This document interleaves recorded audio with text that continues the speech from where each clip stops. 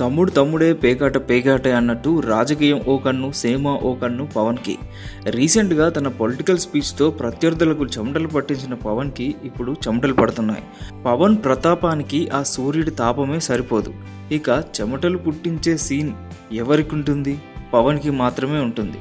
అవును, పవన్ తన తదుపరి సినిమా కాటమరాయుడు కోసం కసరత్తు స్టార్ట్ చేసేశాడు.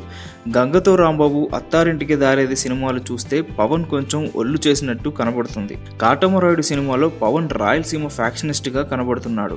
ఈ రోల్ కోసం కొంచెం బరువు తగ్గించుకోవాల్సిందిగా డైరెక్టర్ డాలీ చెప్పడంతో పవన్ సరే అన్నాడు.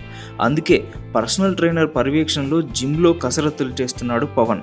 నార్త్ స్టార్ ఎంటర్టైన్మెంట్స్ బ్యానర్పై శరత్ మరార్ నిర్మిస్తున్న ఈ మూవీలో శృతి హాసన్ హీరోయిన్గా నటించనుంది. సెప్టెంబర్ 20 నుంచి రెగ్యులర్ షూట్ జరుగుతుంది. కాగా పవన్ సెప్టెంబర్ 24 నుంచి రెగ్యులర్గా షూట్లో పాల్గొంటున్నట్టు సమాచారం.